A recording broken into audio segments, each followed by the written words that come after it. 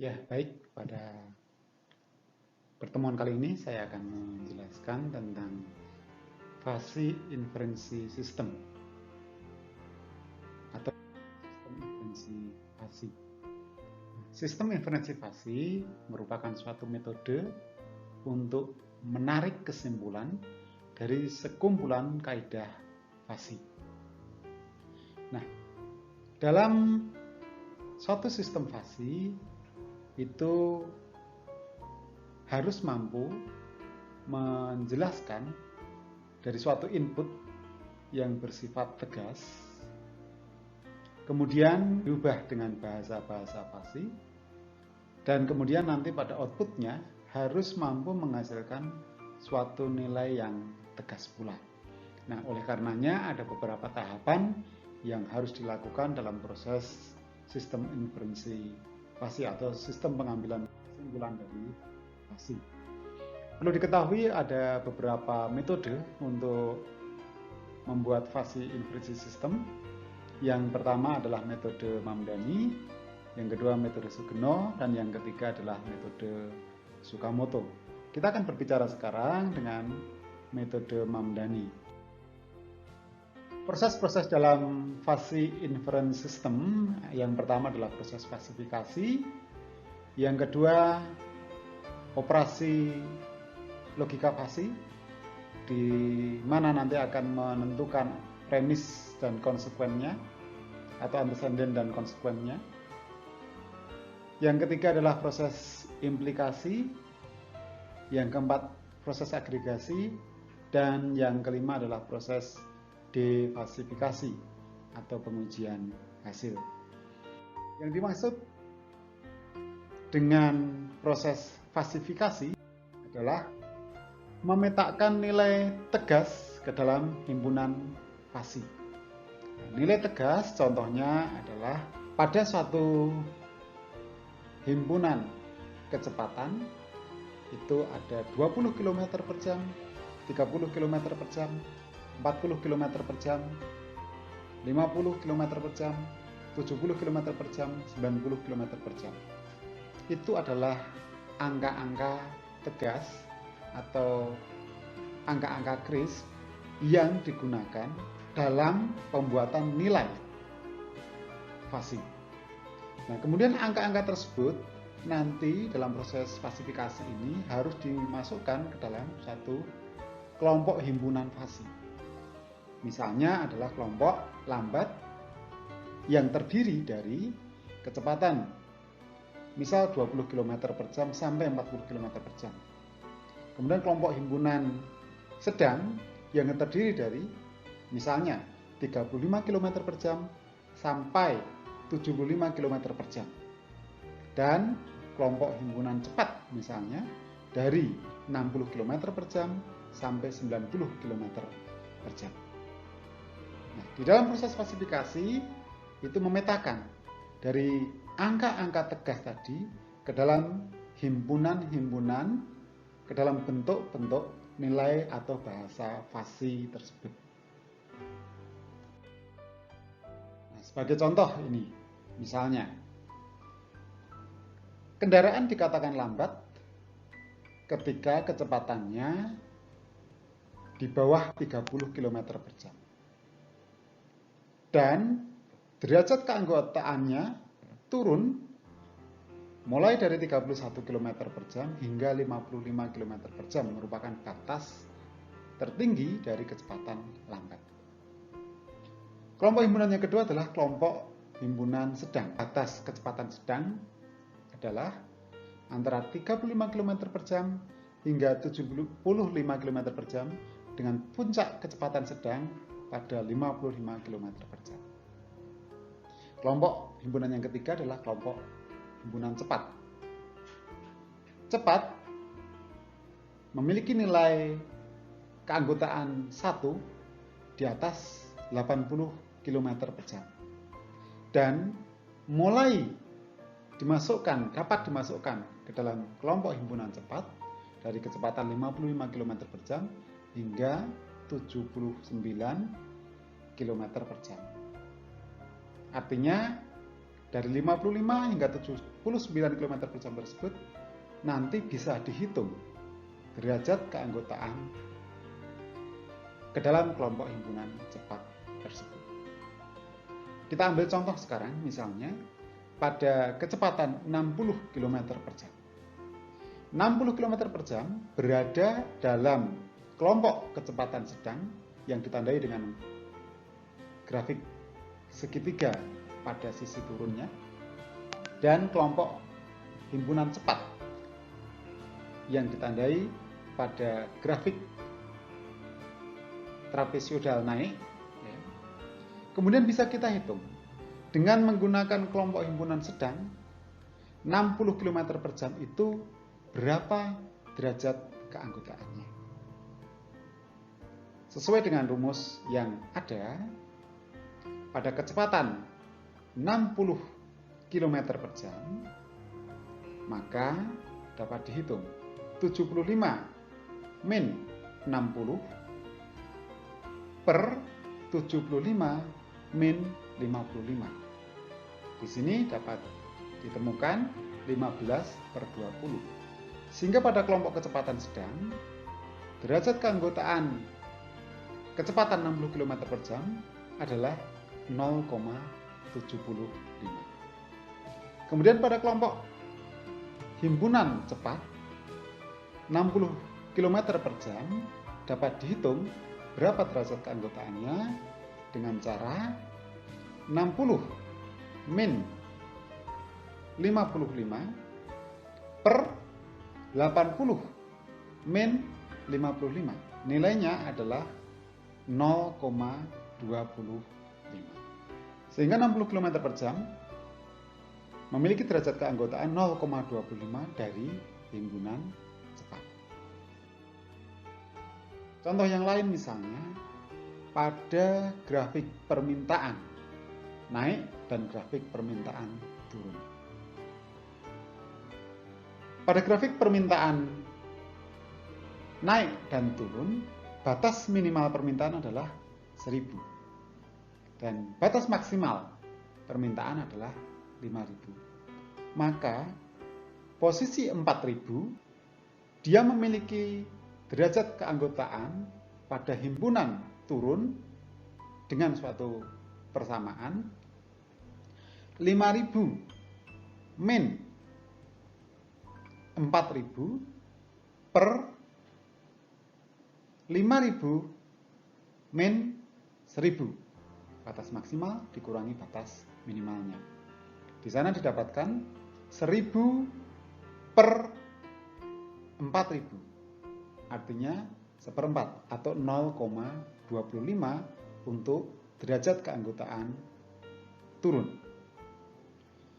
Pada derajat keanggotaan naik, nilai 4000 kita dapat juga menghitung berapa nilai keanggotaannya. Dengan persamaan 4000 min 1000 per 5000 min 1000. Artinya 3000 per 4000 atau 0,75. Sehingga 4000 pada grafik naik memiliki derajat keanggotaan sebesar 0,75.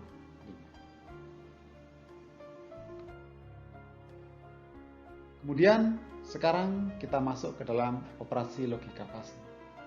Proses ini berfungsi untuk menghitung derajat kebenaran dari sekumpulan predikat fasi dengan konektor berupa AND, OR, atau NOT.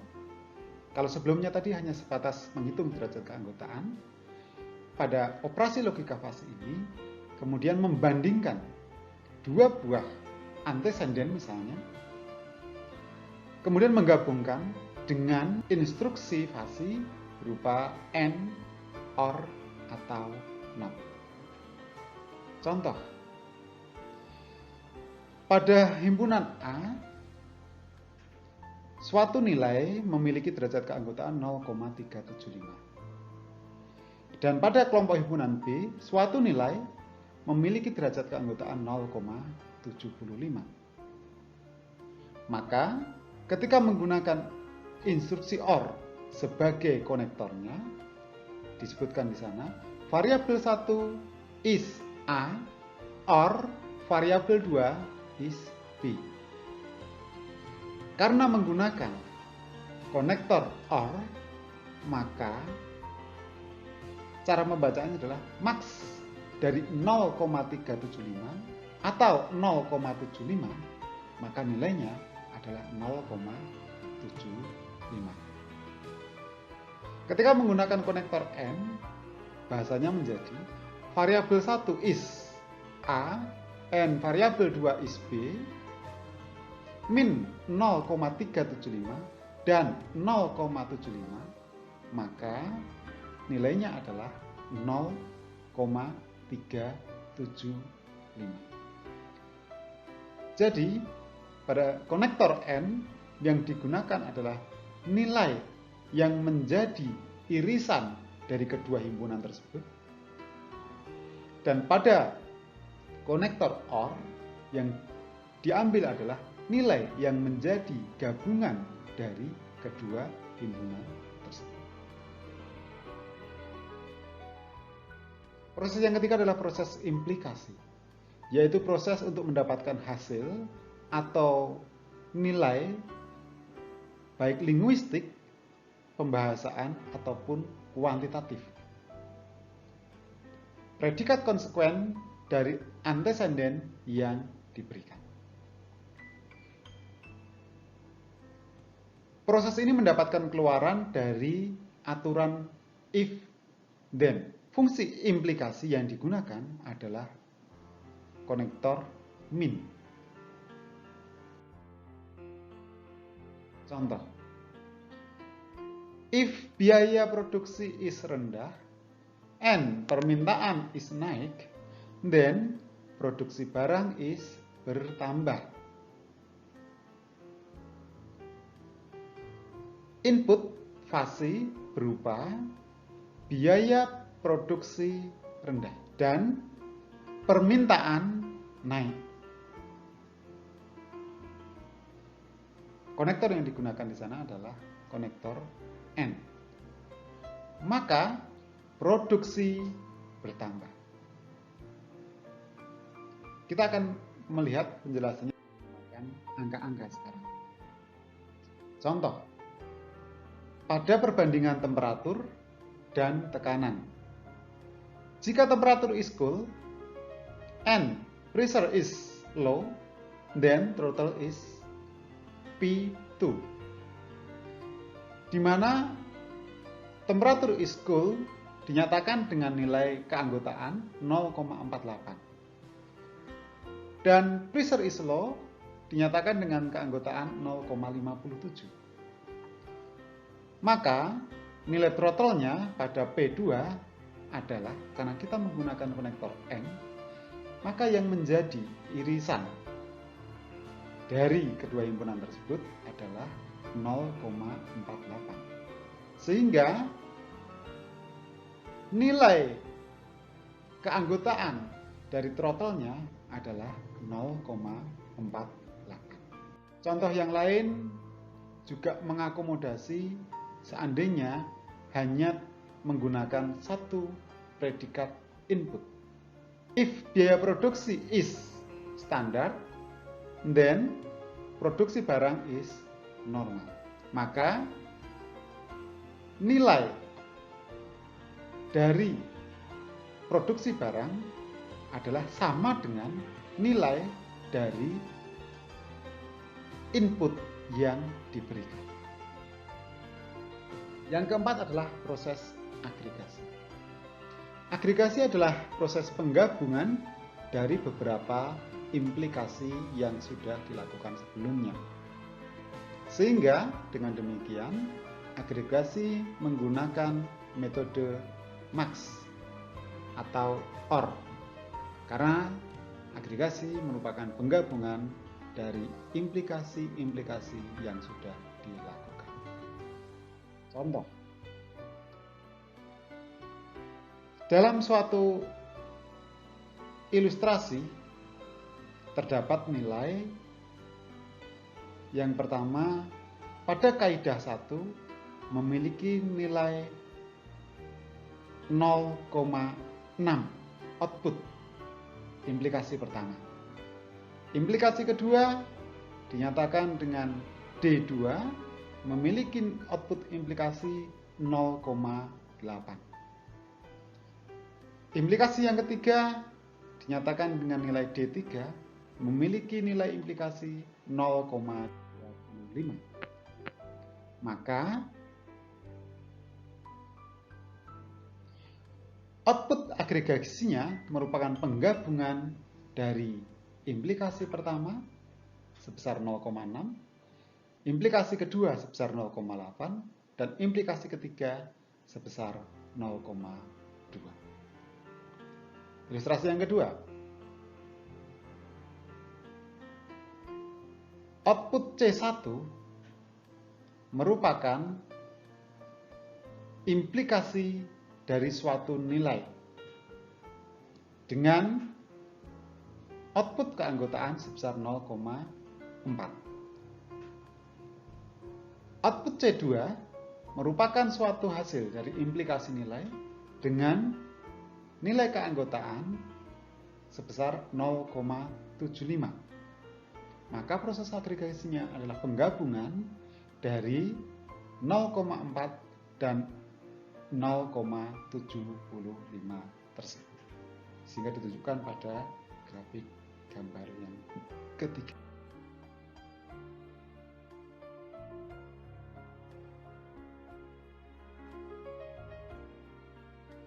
Yang kelima adalah proses defasifikasi. Adalah suatu proses untuk menentukan besaran nilai tegas dari himpunan fasi tersebut.